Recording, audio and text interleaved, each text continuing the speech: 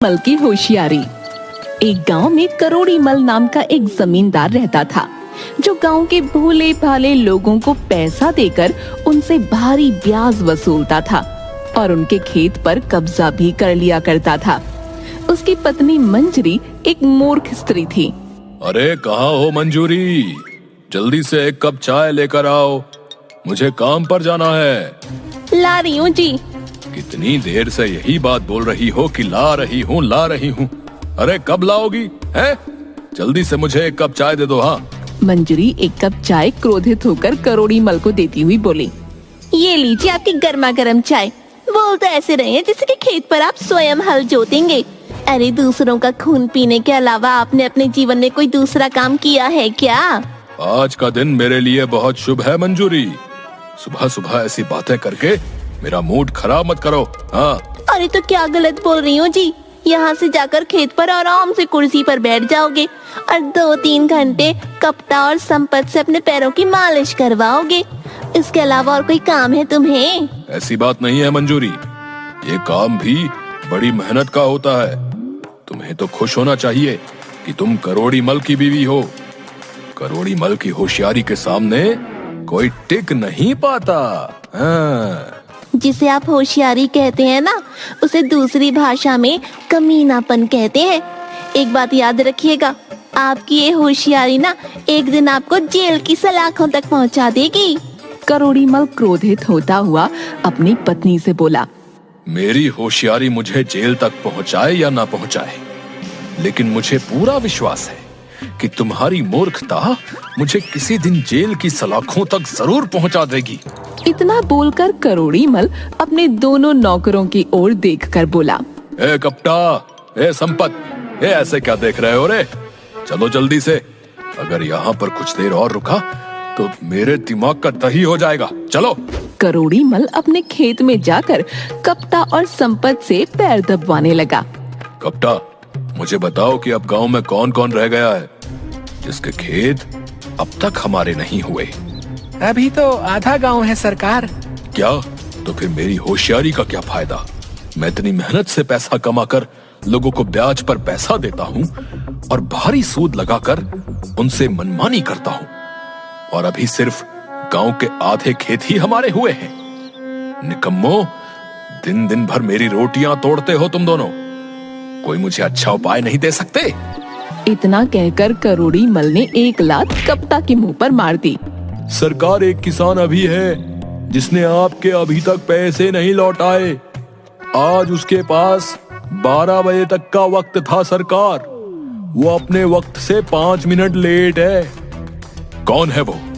अरे वही अपना रतन, जिसके खेतों पर आपकी बहुत सालों से नजर है। संपत की बात सुनकर करोड़ी मल की आंखों में चमक आ गई। मैं अभी रतन का हिसाब किताब देख कर आता हूँ, तुम दोनों यहाँ से कहीं मत जाना। इतना कहकर करोड़ी मल वहाँ से चला गया। मेरी समझ में नहीं आता संपत की, आखिर ये बंदर जैसी शक्ल वाला करोड़ी मल अपने आप को समझता क्या है यार? हाँ गप्ता, पता नहीं अपने आप को समझता क्या है। बोलता तो ऐसे है जैसे कि इससे ज्यादा चालाक सारे संसार में कोई नहीं। अरे काहेगा समझदार, अरे एक नंबर का मूर्ख इंसान है, एक नंबर का। सही कह रहे हो संपत भाई, गांव के लोगों को ब्याज पर पैसा देता है और उसके बदले में उनकी जमीन उनसे छीन लेता है, और इसे ये मूर्ख अपनी अक्लमंदी बताता है। कभी न कभी तो इसका भांडा जरूर फूटेगा, देखना।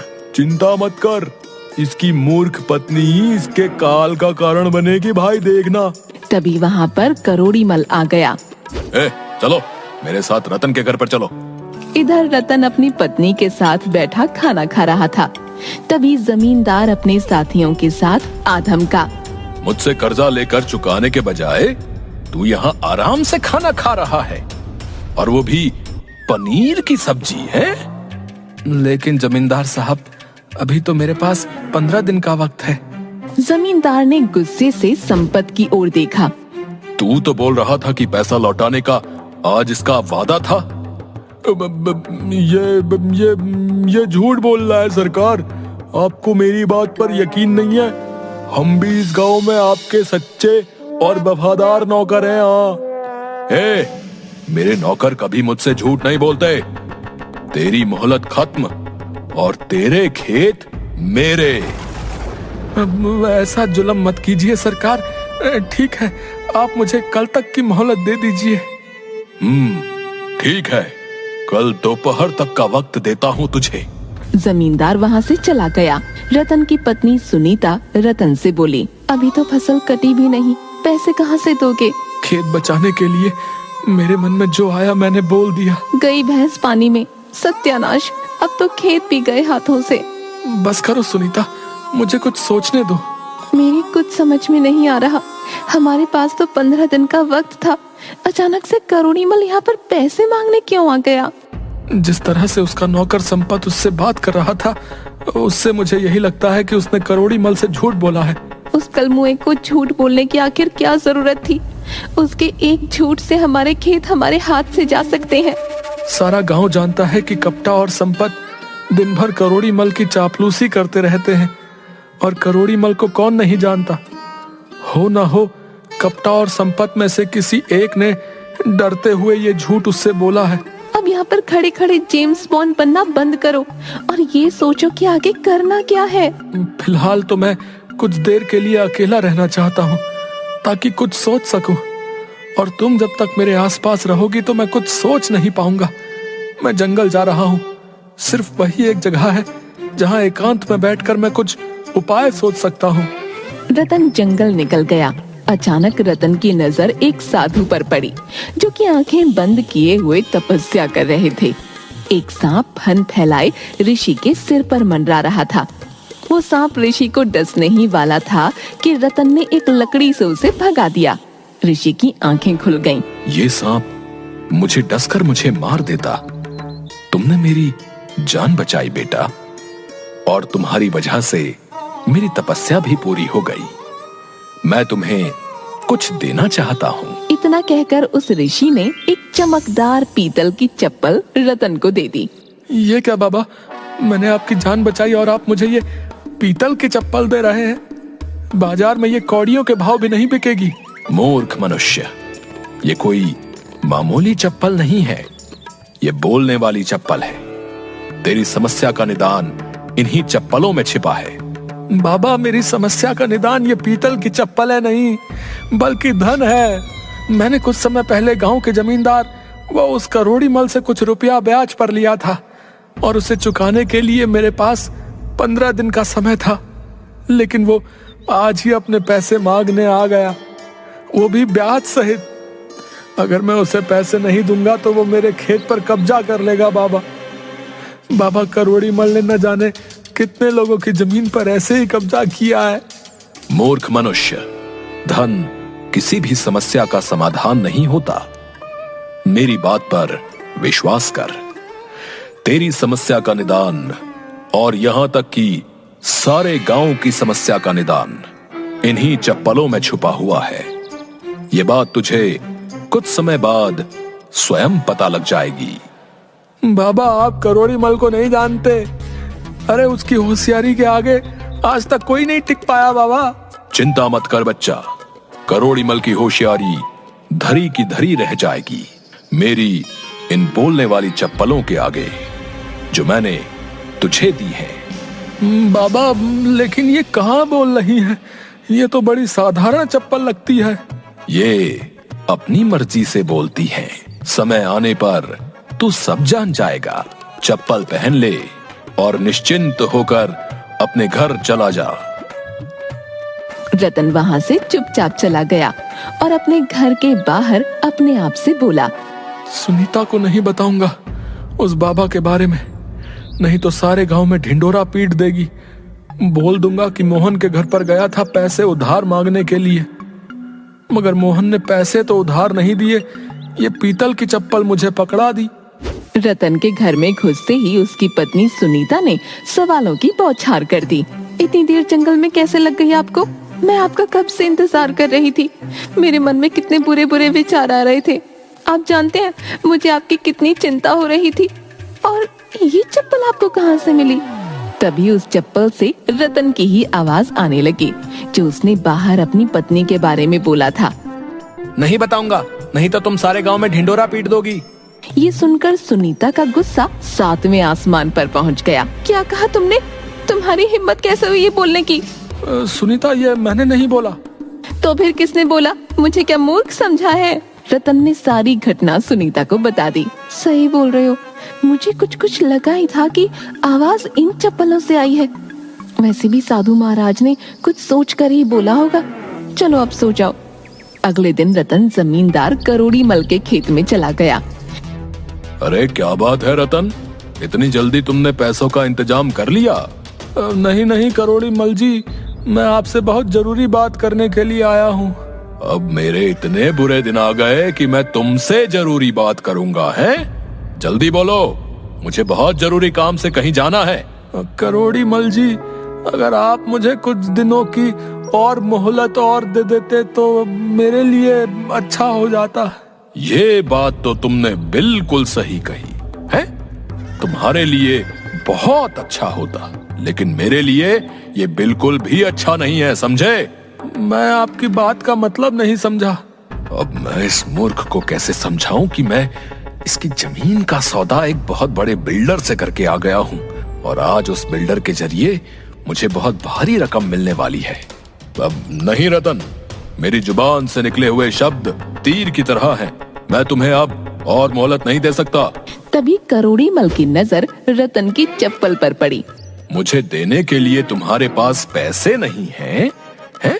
लेकिन पहनने के लिए ये पीतल की चप्पल जरूर है। करोड़ी मल जी, ये चप्पल मेरी नहीं है। लेकिन अब मेरी नजर इस पर पड़ गई है तो ये मेरी ही हुई।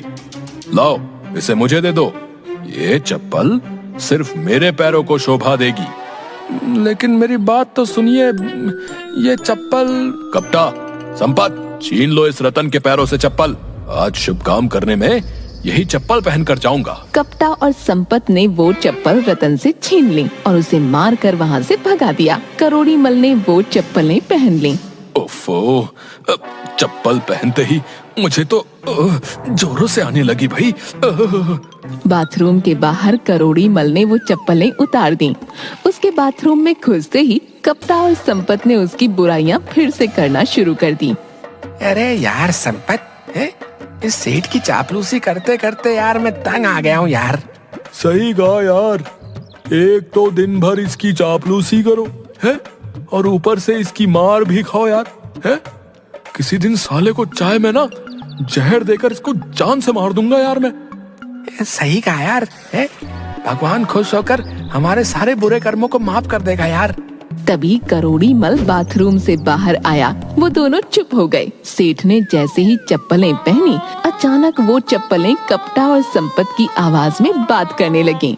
अरे यार संपत, है? इस सेठ की चापलूसी करते करते तो मैं तंग आ गया हूँ। सही कहा यार, एक तो दिन भर इसकी चापलूसी करो और ऊपर से इसकी मार भी खाओ। किसी दिन साले को चाय में जहर देकर इसे मैं जान से मार देंगे।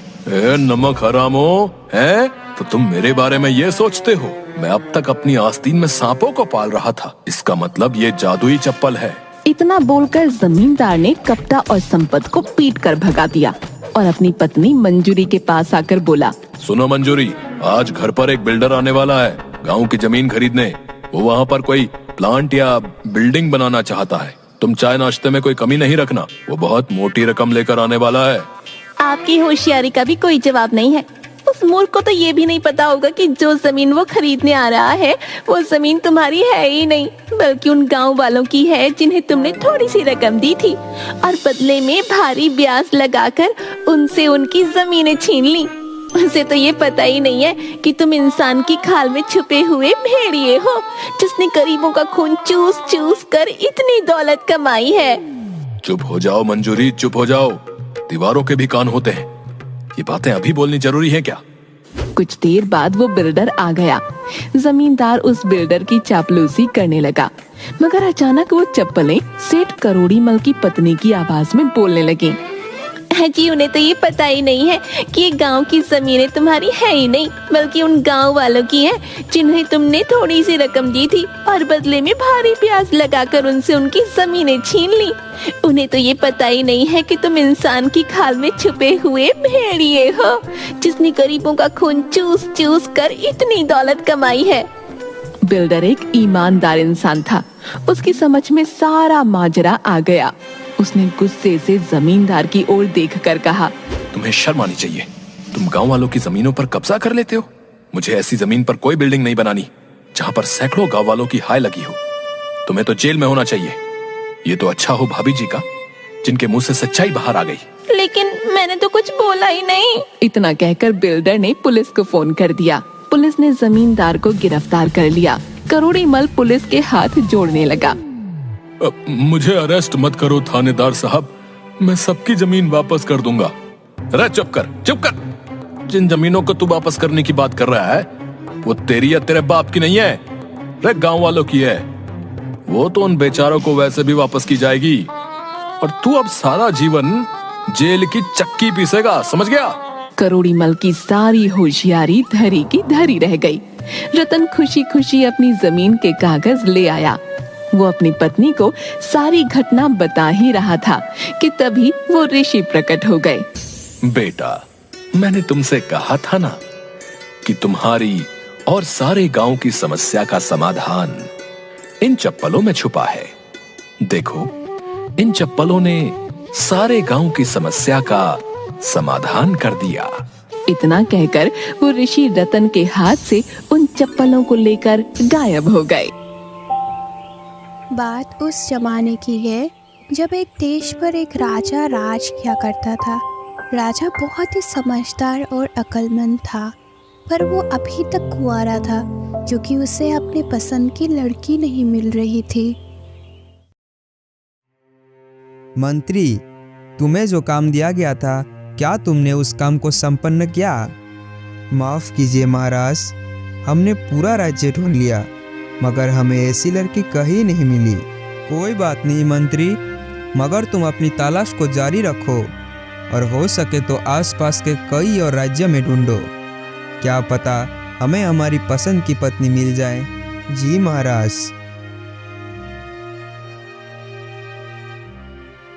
राजा चाहता था कि उसकी रानी इतनी खूबसूरत हो कि चांद भी देखे तो वो शर्मा जाए, और वो समझदार इतना हो कि बड़े बड़े विद्वान भी उसके सामने पानी भरे। उसके मंत्री ने अपने कुछ खास दूतों को बोला कि ऐसा लड़की कहीं पर भी मिले तो तुरंत खबर लेकर आओ। मगर कई सालों के तलाश के बाद भी कोई ऐसी लड़की ना मिली, क्योंकि जो लड़कियां अक्लमंद और समझदार थी वो खूबसूरत नहीं थी, और जो खूबसूरत थी उनमें अकल की कमी थी। राजा को समझ नहीं आ रहा था कि वो करे तो क्या करे। उसे दिन रात यही चिंता रहती थी कि उसके बाद उसके राजगद्दी का वारिस कौन बनेगा। महाराज, अगर बुरा ना माने तो मैं आपसे एक बात कहना चाहता हूँ।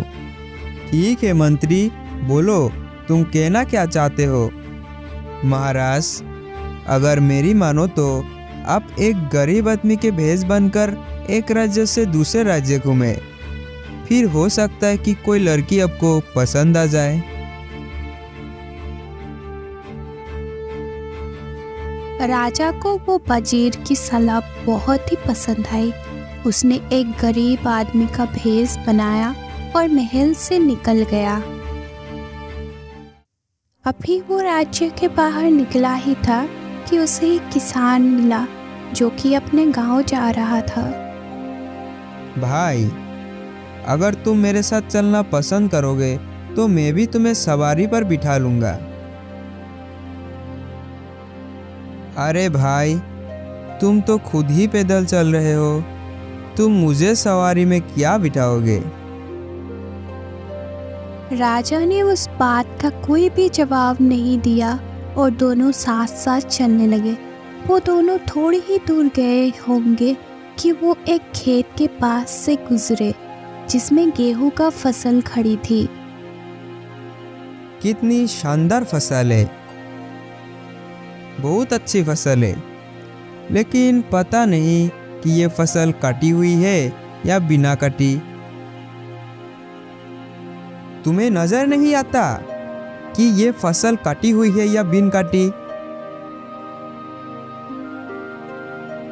मेरे भाई, बहुत सी चीज ऐसी होती है जो होती कुछ और दिखाई कुछ और देती है। बेचारा किसान को ये बात समझ में ही नहीं आया। वो चुपचाप ही रहा। वो अभी थोड़ी ही दूर गए होंगे कि सामने से एक अर्थी लिए जा रहे थे। लोग एक मुर्दे को शमशान घाट लेके जा रहे थे। ये आदमी जिंदा है या मुर्दा? तुम्हें दिखाई नहीं देता क्या? अगर ये जिंदा होता तो लोग इसे शमशान घाट क्यों ले जाते? तुम्हारे दिमाग का जरूर कोई पेच ढीला है। इसके बाद वो आगे बढ़ने लगे। चलते चलते शाम हो गई और किसान का गांव भी आ चुका था। अरे भाई, तुम कहाँ जाओगे? मेरी मंजिल अभी बहुत दूर है, परंतु सोचता हूँ कि सुबह को ही जाऊँ, क्योंकि मैं थक भी गया हूँ और भूख भी लग रही है। तुम्हारे गांव में कोई सराय तो होगी? देहाती बहुत मेहमान नवाज होते हैं, किसान ने सोचा। बेचारा इतनी रात को कहाँ जाएगा, कहाँ धक्के खाता फिरेगा? पता नहीं इसके पास पैसे भी है या नहीं। क्यों ना इसे अपने घर पर ही ले चलूं। एक रात की ही तो बात है, सुबह तो ये चला ही जाएगा।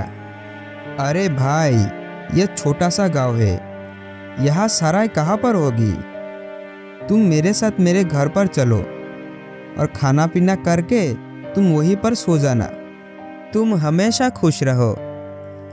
तुम्हारे घर में कितने लोग हैं? 3 लोग हैं। एक मैं, मेरी पत्नी और मेरी बेटी है। क्या तुम्हारी लड़की की शादी हो गई? अभी नहीं, लेकिन सोचता हूँ कि इस बार फसल बेचकर उसके हाथ पीले कर दूँ।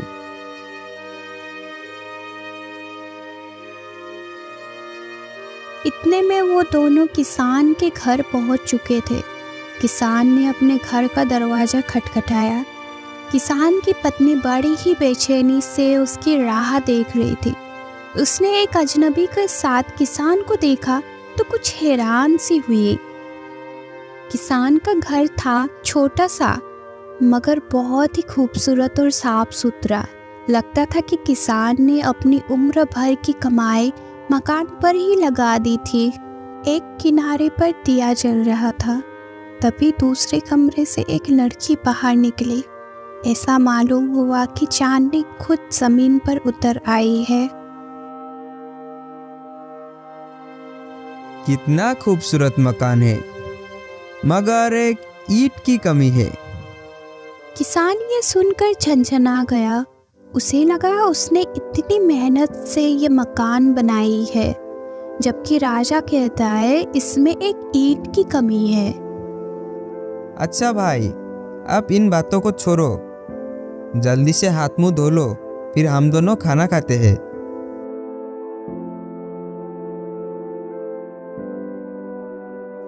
रात का खाना खाने के बाद मैं कुछ देर तक टहला करता हूँ।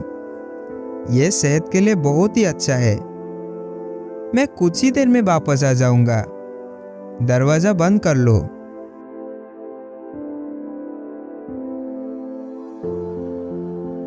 बड़ा ही अजीब आदमी है। रास्ते भर बड़ा ही आनसान बातें करते आया कि मेरा दिमाग ही खराब हो गया। ये कहकर उसने अपनी पत्नी और अपनी बेटी को शुरू से अंत तक सारी बात बता दी। लड़की ने एक एक शब्द बड़ी ही गौर से सुना और कहने लगी, पिताजी, ये आदमी कोई बेवकूफ़ नहीं बल्कि बहुत ही अक्लमंद है। अरे बिटिया, जरा सोचो तो, हम दोनों पैदल ही जा रहे थे कि इसने मुझे कहा कि अगर तुम मेरे साथ चलना पसंद करो तो मैं तुम्हें भी सवारी पर बिठा लूँगा। ऐसी बात भला कोई अक्लमंद आदमी कर सकता है? पिताजी, उसका ये कहना बिल्कुल सही था। जब कोई आदमी सफ़र करता है तो थोड़ा सा फासला भी काटे नहीं करता, लेकिन अगर 2 आदमी साथ चले और बातें करते रहे तो लंबा सफ़र भी कम लगने लगता है। सवारी में बिठाने का उसका वही मतलब था कि आओ मेरे साथ बातें करते हुए चलो, तुम्हें थकान महसूस नहीं होगी और तुम यूँ समझोगे कि जैसे सवारी में जा रहे हो। खैर चलो, ये बात मैं मान लेता हूँ, लेकिन आरती को देखकर उसने ये क्यों कहा कि ये जिंदा है या मुर्दा? पिताजी, इस बात का भी गहरा मतलब है। अगर कोई बहुत ही अच्छा, ईमानदार और लोगों के भलाई करने वाला मरता है तो लोग उन्हें मरने के बाद भी याद रखते हैं, वो लोगों की यादों में जिंदा रहते हैं। लेकिन इसके अलावा जब दूसरे लोग मरते हैं तो लोग मरने के बाद उन्हें भूल जाते हैं। उसका पूछने का वही मतलब था कि मरने वाला इंसान किस तरह का इंसान था। लेकिन इसने खरी फसल को देखकर ये क्यों पूछा कि कटी हुई है या बिन कटी हुई? बात ये है पिताजी, कुछ किसान फसल को काटने से पहले ही उसे बेच देते हैं। हो सकता है उस खेत के मालिक ने अपना फसल बेच दी हो। इस हालत में तो फिर उस खेत का फसल कट ही चुकी है और उसने फसल का दाम भी वसूल कर लिया है। हो सकता है बेटी तुम्हारी ये बात भी ठीक हो, लेकिन इसने मेरे मकान के बारे में ये क्यों कहा कि मकान तो बहुत ही खूबसूरत बना है, लेकिन इसमें एक ईंट की कमी है? पिताजी, ये बात उसने इस मकान के बारे में नहीं कहा, उसने मेरे बारे में कहा। मेरा आगे का एक दांत टूटा हुआ है और जब मैं बात करती हूँ तो ये साफ दिखाई देता है। मकान में हूँ और ईंट मेरा दांत है। उधर राजा असल में सैर करने में नहीं गया था, वो तो दरवाजे पर ही खड़ा उनकी बातें सुन रहा था। लड़की ने जब अपनी बातें खत्म की तब राजा ने दरवाजा खटखटाया। अरे भाई, तुम तो कोई बहुत ही पहुंचे हुए विद्वान मालूम होते हो। हम इस राज्य की राजा है। ईश्वर का धन्यवाद है कि जिस तरह की पत्नी हमें चाहिए थी वो आज हमें मिल गई है। ये कहकर राजा ने अपनी कमर में बांधी हुई एक थैली खोला, उसमें से सोने का मोहर निकाला और वो किसान को देते हुए कहने लगा, इन मोहरों से अपनी लड़की के लिए कपड़े और गहने बनवाओ। ठीक 1 हफ्ते बाद हम बारात लेकर आएंगे। फिलहाल हम महल वापस जा रहे हैं। किसान और उसकी पत्नी हैरानी से एक दूसरे का मुंह देख रहे थे। उन्हें समझ में नहीं आ रहा था कि ये सपना है या हकीकत। किसान अपनी बेटी का राजा के साथ विवाह के लिए राजी हो जाता है और राजा को भी अपनी मनपसंद लड़की मिल जाता है।